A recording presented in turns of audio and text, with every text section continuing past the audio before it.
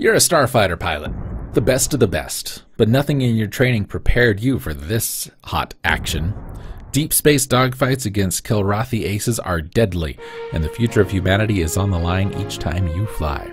Wing Commander puts you in the middle of the most intense starship action you've ever experienced outside of a movie theater. But in Wing Commander, you're the star. This is Wing Commander, developed and published by Mindscape, released in 1992, part of the Wing Commander franchise, and a game that I had when I was a kid back on Windows, or DOS, one of the two. It might have been DOS, if I'm thinking back far enough. And I had no idea what I was doing, but it was a lot of fun. Chris Roberts worked on this. He created the series while at Origins System, and he's the guy working on Star Citizen. So take that as you will. Wing Commander is a lot of fun. It was first released for DOS. Oop, there we go. The Amiga, the CD32, the Sega CD, and the Super Nintendo re-released for the PC as Wing Commander 1 in '94, and an enhanced remake was made for the 3DO and ported to the Macintosh. The game marked a departure from the standard formula, bringing space combat to a level approaching the Star Wars film. Set in the year 2654 and characterized by Chris Roberts as World War II in space, it features a multinational cast of pilots from the Terran Confederation flying missions against the predatory aggressive Kilrathi, a feline warrior race, heavily inspired by the Xninti of Larry Niven's known space universe. There's a ton going on in this game, not just flying missions, but people to talk to, and the story is really good. I think this is honestly one of the better games of its type to ever exist ever.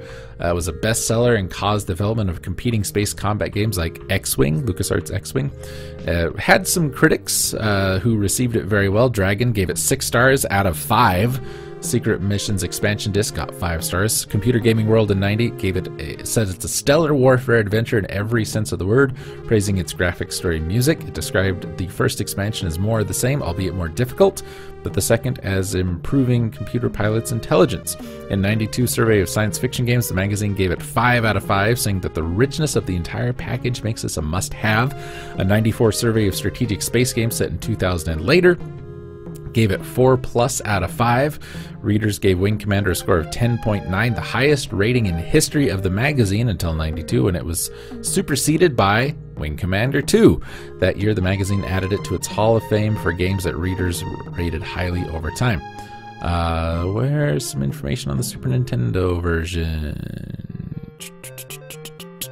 I actually don't see any.